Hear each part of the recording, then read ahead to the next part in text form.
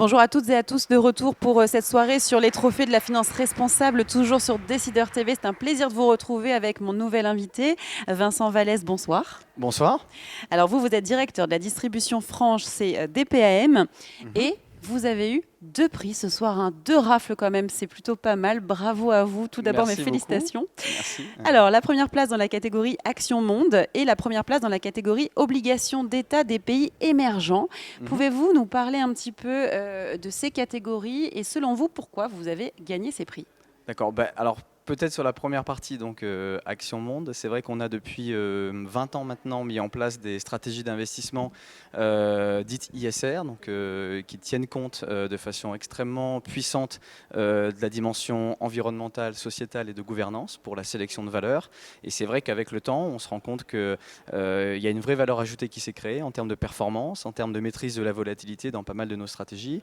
Et les trophées d'aujourd'hui, voilà, mettent ça un petit peu en lumière. Donc un grand merci à vous pour l'organisation de cet événement.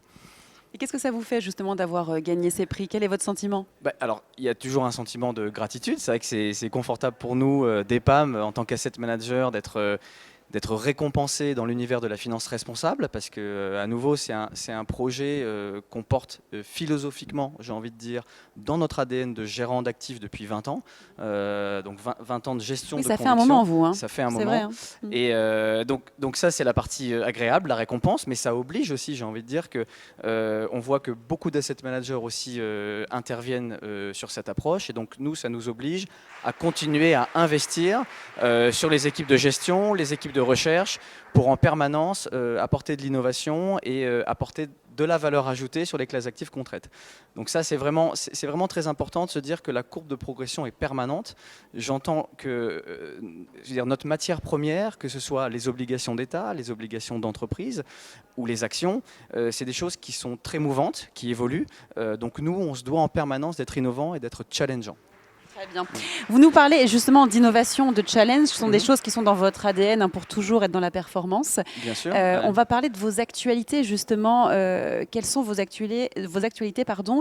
Avez-vous des innovations, des choses à nous faire part? Bien sûr, on a plusieurs actualités fortes. La première, c'est qu'on continue d'investir sur nos équipes de recherche fondamentales et nos analystes ISR. Donc tous nos analystes et nos gérants font de l'intégration ESG, donc qui prennent en compte ces critères environnementaux, sociaux et de gouvernance. Donc ça, on continue d'étoffer les équipes. C'est le premier point. Et le deuxième point, c'est qu'on continue de faire grandir notre gamme de fonds en ajoutant des expertises. Mais on ne le fait pas de façon opportuniste du tout.